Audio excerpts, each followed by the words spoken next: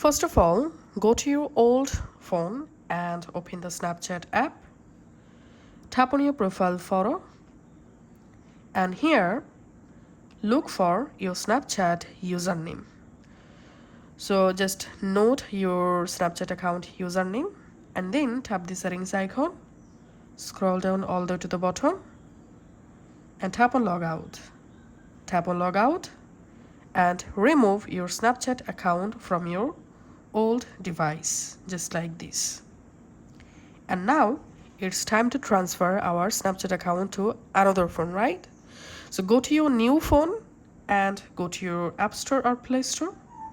Search for Snapchat and install the Snapchat app in your new phone. Now in your new phone, open the Snapchat app, tap on login and enter here your Snapchat account, username or email address. Write here your account password and then log into your Snapchat account from your new phone. And that's how you can actually transfer Snapchat account to another phone.